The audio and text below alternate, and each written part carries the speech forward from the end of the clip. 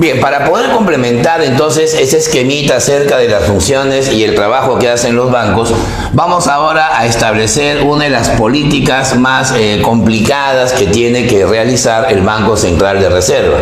Se llama el encaje legal, el famoso EL, ¿no? Bueno, ¿qué cosa es el encaje legal?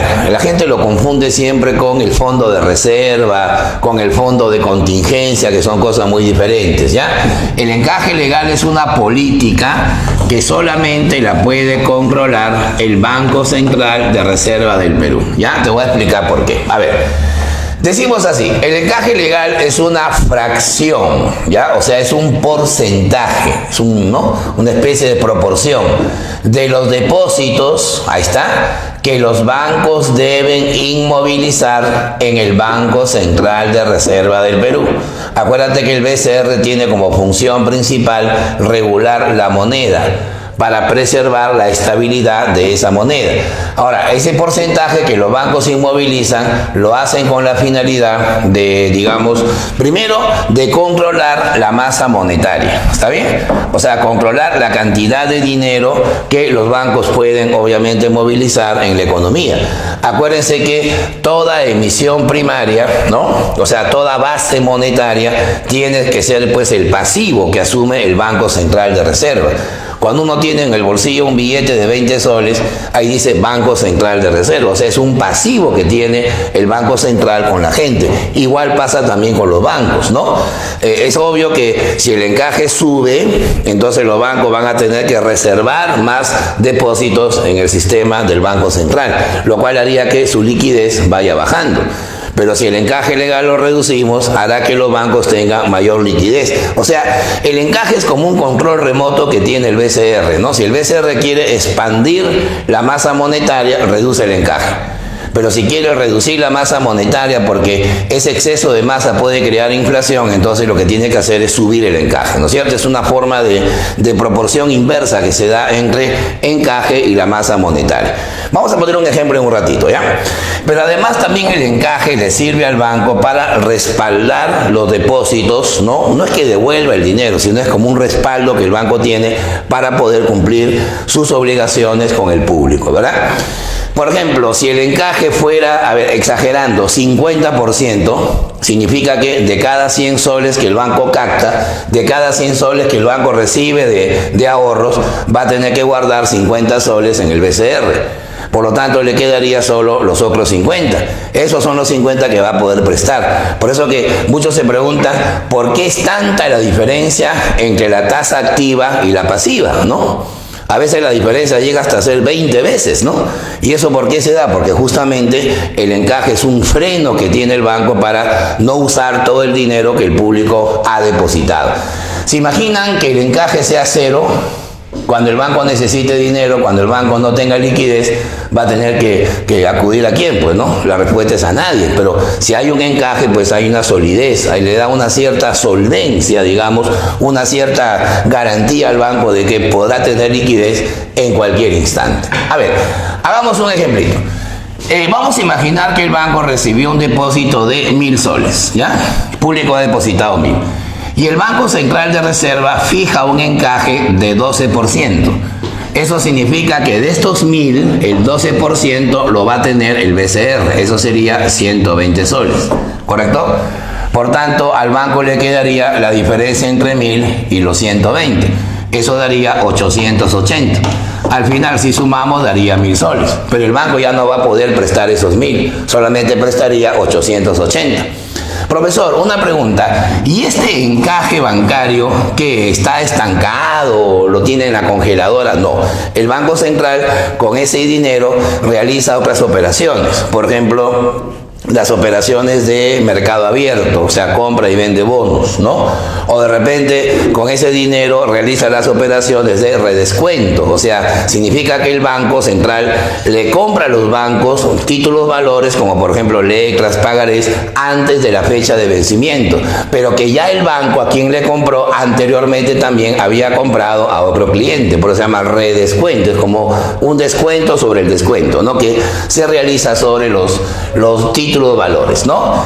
Entonces, este sería el ejemplito de lo que es el encaje, ¿no? 120 para el BCR, al banco 880. Si al banco le falta dinero en algún momento, puede acudir al Banco Central. Porque al final, estos 120 soles no son del BCR, tampoco son del banco, son de la gente, ¿no? Del público que ha depositado o confiado su dinero. A ver, ¿qué pasaría si ese encaje de 12% se eleva hasta 20%? La figura va a cambiar, porque ahora de esos 1000, el banco tendría que guardar 200, el 20% de 1000 es 200 en el BCR. Por lo tanto, la diferencia con 1000 sería 800. Ya genera un pequeño problema, porque ahora el banco ya no va a tener 880, tendría 80 menos. ¿Y por qué el banco tiene 80 menos? Obvio, porque el Banco Central tiene esos 80, pues. Ahora de 120 el encaje sube a 200.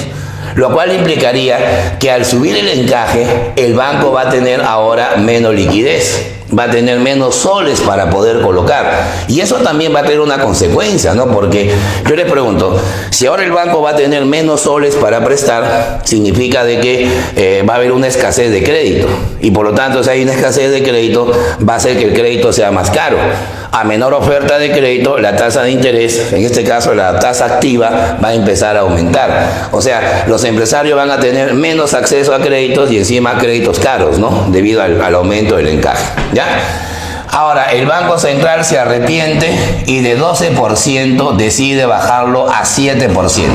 La figura sería opuesta, ¿no?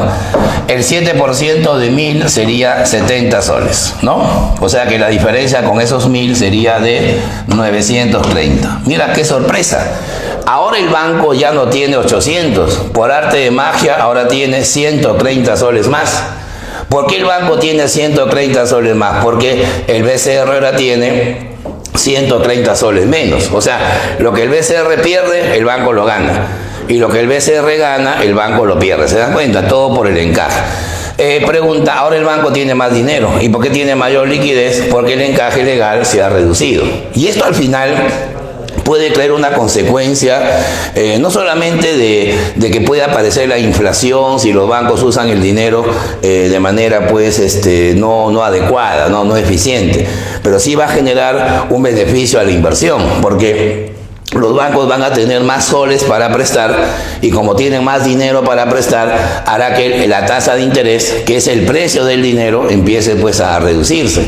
Entonces los empresarios ahora van a tener más inversiones, van a tener más acceso al crédito y encima pagando un interés probablemente más bajo. Todo dependerá pues de la especulación que puede existir, porque el mercado bancario en el Perú es un mercado que, digamos, no es de competencia propiamente. Acuérdense que los modelos de mercado tienen varios nombres. Podríamos decir que los mercados bancarios en el Perú son oligopólicos, ¿no? ¿Y qué significa hablar de oligopolio? O sea, donde hay pocas empresas, ¿no? En el Perú hay 4 bancos que batutean el crédito. Y generalmente esos 4 bancos, que son el Crédito, BBVA, Interbank, Scotiabank, son un grupo de poder también. Si tú le haces un trabajo de investigación sobre los dueños de los bancos, son también los dueños de las principales empresas en el país. Las industrias más grandes, ¿no? Las actividades comerciales, las actividades secundarias, las actividades de construcción, ¿no? Son grupos que se forman. Por ejemplo, la familia Rodríguez Banda, así se apellidan, son los dueños del Grupo Gloria. Y también son accionistas en Scotiabank, o sea, un banco que, bueno, es canadiense, pero tiene acciones peruanas. Y el Grupo Gloria no solamente leche, también hace cemento, ¿no? También produce golosinas, produce yogur, produce queso. O sea, vas a tener un control de actividad económica muy grande, ¿no? El grupo Interbank es un grupo también, es un holding, ¿no? Económico muy fuerte en el país. Su dueño es el hombre más poderoso del Perú. Entonces, vas a tener que siempre va a haber pues un límite entre lo que el banco puede prestar o quiere prestar y el límite que le pone el Banco Central. Una pregunta, ¿y qué pasaría si el encaje legal fuera 100%? Sería también absurdo, porque implicaría que todo el dinero que el público depositó, el banco va a tener que guardarlo en el BCR y al final se quedaría con 0 balas.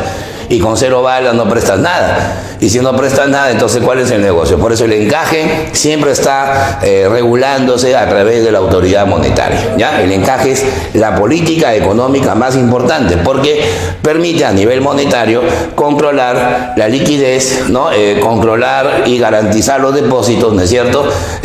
Controlar el crédito, va a tener efectos sobre la tasa de interés activa y una serie de factores que finalmente son importantes, ¿no?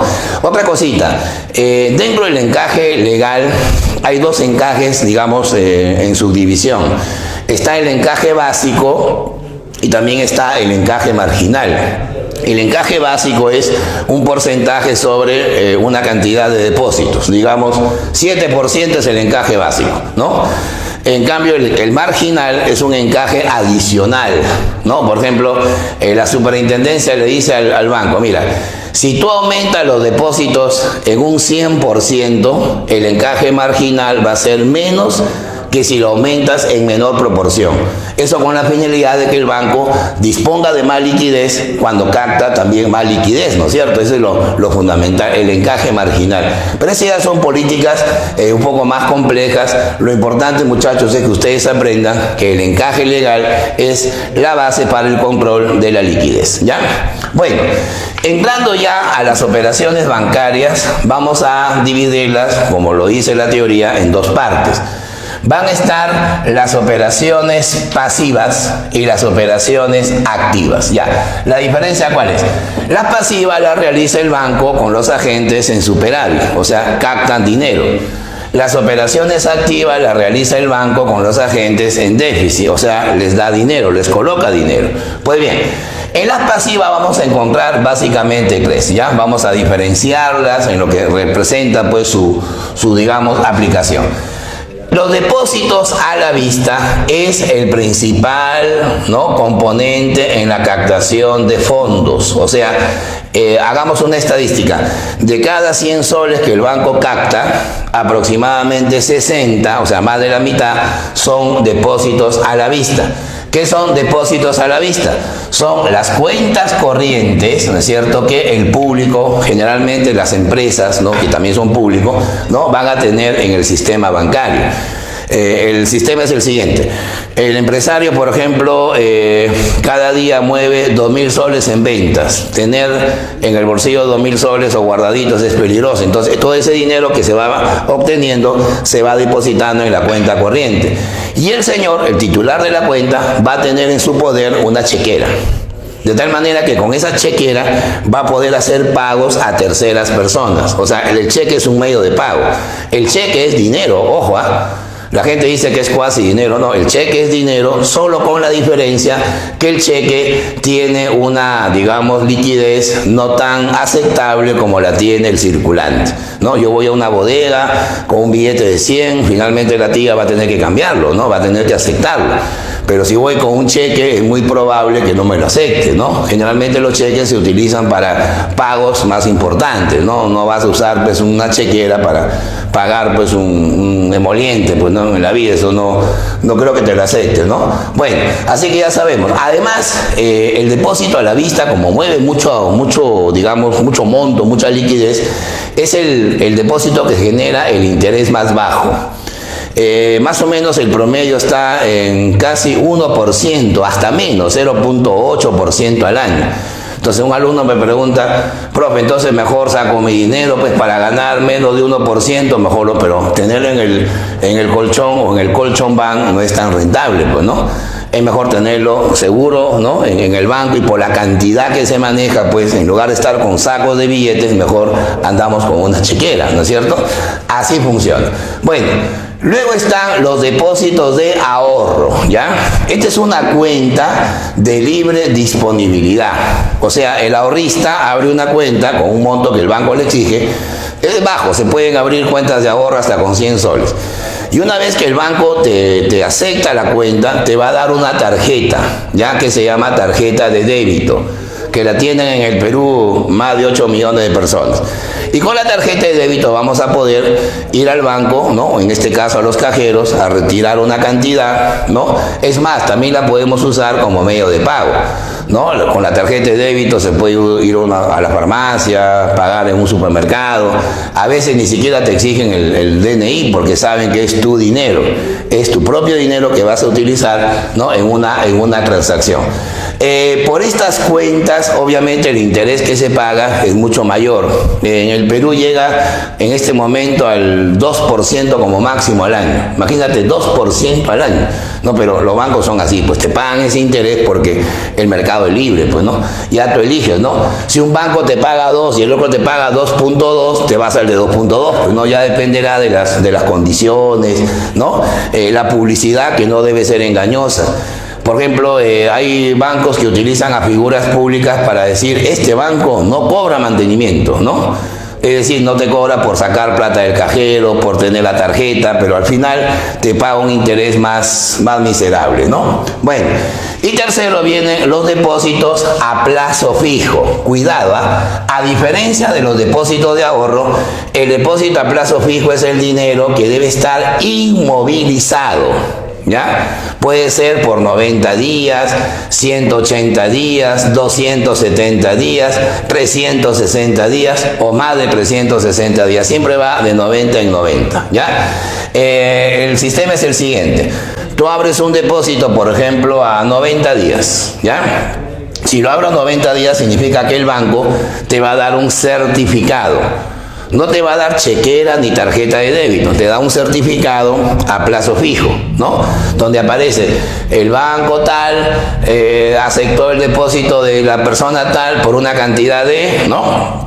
Y pagará un interés de hasta el vencimiento, que es el día tal. O sea, eso significa que si, por ejemplo, yo abro mi cuenta a plazo el 1 de enero, ahí está, para empezar el año, entonces tendría que cobrarlo más o menos a fines de marzo, ¿no? El 30, 31 de marzo ya se vencen los 90 días, o el 1 de abril de repente, voy al banco y me pagan el monto respectivo. Profesor, ¿qué pasa si yo voy antes de los 90 días? ¿Qué pasa si yo quiero mi plata? Digo, necesito, tengo una emergencia, ¿puedo sacar mi dinero? La respuesta es sí. Pero el banco lo que va a hacer es penalizarte, te va a castigar, entre comillas. O sea, te va a devolver tu plata, pero sin intereses. Profesor, pero si ha estado mi plata un tiempo, está bien, pues, pero tú le dijiste al banco 90 días. Y el banco, sabiendo que tú lo vas a sacar en 90 días, también lo ha prestado a otra persona a 90 días. Entonces el banco no le va a ir a decir al deudor, págame para pagarle al ahorrista. No, pues, por eso que el banco te va a descontar, inclusive de tu capital, de lo que has depositado, te va a descontar una cantidad. O sea, tienes que pensarlo bien, pues, cuando abras un depósito a plazo. Profe, entonces mejor lo pongo en ahorros porque ahí lo puedo sacar cuando me dé la gana. Está bien, pues, pero ¿sabe cuál es la ventaja de esto? El interés que se paga. ¿Ya? El interés que se paga es mucho mayor, pero aunque no es tanto por la cantidad que hoy hay en el país, ¿no? Pero en el Perú, por ejemplo, se paga 6%, 5%, 7%. El otro día vi un aviso de un banco que ofrecía pagar 12% anual. Yo dije, este banco ya se mandó demasiado, ¿no? O sea, de 3% a 12 es 4 veces. Pero ahí había un asterisco, que a veces no lo vemos muy bien, y abajito decía, pues hay que ponerse lupa ahí para leerlo, decía, depósito a plazo a más de 1080 días. A ver, un poco de matemática. 1080 días significaría 3 años o más. O sea, si yo abro un depósito a plazo en septiembre del 2020, tengo que ir en septiembre del 2023.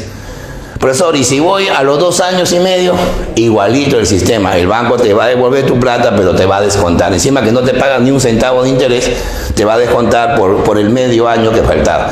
Por eso hay que tener bastante planificación cuando uno abre un depósito a plazo, porque después la gente dice, lo puse 1 año y ahora necesito plata para mis medicinas porque estoy enfermo. El banco te va a devolver, pero para eso hay un contrato, ¿no? Hay una penalidad que también se establece.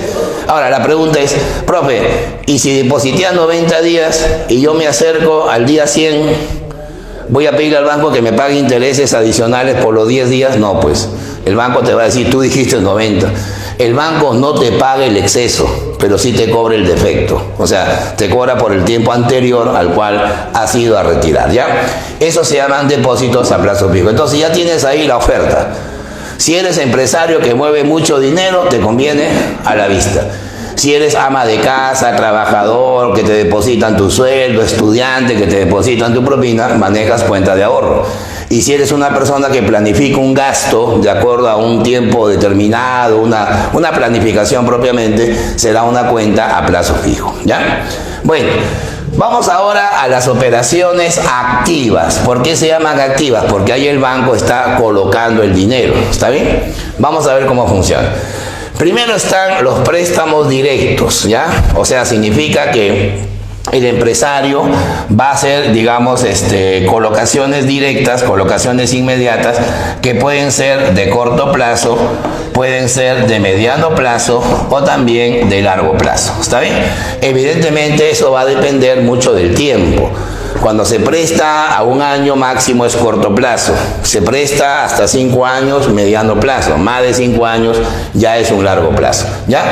El sobregiro bancario ya es una operación también activa en donde el banco no te presta dinero contante y sonante, no te lo da así directamente en un sobre. Lo que hace el banco es darte avances en tu cuenta corriente. A ver, vamos a poner un ejemplo de cómo es avance en cuenta corriente. Vamos a suponer que yo tengo ahorita, a ver, una barbería, ¿ya? O sea, tengo un negocio de barbería y en mi cuenta corriente tengo 5.000 soles ahí, ¿no? Guardados para girar cheques. Pero tengo que pagar 3 meses de local. El local en el que trabajo es alquilado, entonces los 3 meses de local son 12.000 soles. Y el dueño me dice, señor, mi cheque de 12.000, yo le digo, amigo, pero tengo solo 5.000. No, señor, si usted no me paga, lo desalojamos. Pierdo la oportunidad de hacer el negocio. Entonces, lo que voy a hacer yo es llamar al banco. Y le voy a decir, señor banco, ¿sabe qué? Yo soy un cliente. Ah, claro, señor, usted tiene muchos años acá. Quiero un sobregiro de 7.000. O sea, lo que me faltaba, porque tenía 5.000 y tengo que pagar 12.000. Entonces, el banco, como sabe que soy un cliente con solvencia, con un negocio seguro, tengo arraigo, tengo aval, tengo respaldo, el banco me va a depositar a mi cuenta corriente 12.000. Entonces, a la hora que yo cheque al sistema, va a decir, barbería tal, saldo 12.000. Por lo tanto, ya puedo pagar el cheque. Y luego el banco me va a cobrar esos 7.000 como si me hubiese hecho un préstamo, ¿no? Al final es un préstamo, pero es un préstamo que se hace no directamente, sino a través de la cuenta corriente, ¿ya? Eso se hace cuando el cliente, pues, es big, ¿no? Cuando el cliente es reconocido, ¿no? Es un cliente que es un buen pagador. Luego está el arrendamiento financiero. Esto también ha crecido mucho en el Perú. Se le conoce como el leasing, ¿no? El sistema consiste en que el banco tiene la propiedad de bienes de capital. El banco tiene propiedades de autos, de maquinarias, equipos y empresarios que están dispuestos a hacer un emprendimiento. Al banco lo que le piden no es dinero, sino que le alquilen esos equipos. Por ejemplo, a ver, yo voy a poner un negocio de movilidad para turistas y necesito, a ver, 3 scooters, ¿no? Que obviamente no tengo para comprarlas. El banco me dice, no se preocupe, se las vamos a dar para que usted las trabaje y nos va a pagar mensualmente tal cantidad de alquiler. El sistema dura 3 años. Es decir, se supone que después de 3 años que he estado pagando el alquiler de los vehículos, ya tengo pues solvencia. Se supone que ya experimenté un crecimiento en mi negocio. Y al tercer año esas máquinas pasan a ser mías. Pero para eso tengo que pagar la diferencia, ¿no? Pagar la diferencia entre el valor a futuro de los vehículos menos el alquiler que se ha ido pagando en esos 36 meses. O sea que al final el leasing me da la oportunidad de hacerme dueño de medios de producción, pero previamente pagando un alquiler. Es una forma de tener una propiedad al futuro, ¿no? Pero que le da capacidad de producción pues al sector empresarial, ¿no es cierto? Bueno. Luego está el descuento bancario, que es una operación por la cual los bancos le compran a algunos agentes económicos, a algunas empresas, los documentos de crédito, fundamentalmente las letras de cambio. De tal manera que si yo tengo, por ejemplo, una letra de cambio de 1.000 soles que se vence en diciembre y estamos junio, entonces es obvio que si yo necesito plata ahorita, la puedo vender esa letra al banco. El banco me pregunta quién es el deudor, o sea, quién es el librado, como se dice técnicamente, y por lo tanto el banco paga el monto de la letra, pero descontando el interés, porque no se olviden que todavía falta un tiempo para que se venza. Al final ganan todos, ¿no? Gana el acreedor porque ya tiene liquidez, aunque menos, obviamente, y el banco también gana porque el banco va a cobrar 1.000 soles a un cliente cuando esa lecra la ha comprado por menos de 1.000. La diferencia entre lo que pagó y lo que va a cobrar sería el beneficio del banco, ¿te das cuenta? El descuento bancario. Profe, ¿y si el banco ahora quiere vender esa lecra antes que se venza el tiempo definido? El banco lo puede hacer, pero no se lo puede vender a otro banco. Tiene que negociarlo con el Banco Central de Reserva. Y el BCR va a darle liquidez a los bancos con la operación que se llama redescuento bancario. ¿Por qué se llama redescuento? Porque es un descuento sobre una lecra ya descontada, ¿no? Generalmente esto es parte de las matemáticas financieras, ¿no?, que se plantean en la actividad bancaria. Y luego viene el factoring. Bueno, el factoring es un conjunto de operaciones en donde los bancos compran deudas comerciales, ¿no? Por ejemplo, a ver, yo tengo una empresa que produce pasteles, tortas, ¿no? Y todos mis clientes en total me están debiendo 20.000 soles. ¿Qué hago yo? Esa deuda se la vendo al banco. Le digo, banco, tales personas me deben 20.000. Ah, no se preocupe, deme la letra, los documentos que le han firmado. Y el banco paga pues una cantidad menor. Me paga, ponte 15.000, por lo menos salvé el año, ¿no? Ya tengo 15.000 en efectivo. Ahora el banco va a tener que encargarse de cobrarle esos 20.000 a los deudores que inicialmente eran de mi mercado, ¿no? Ya.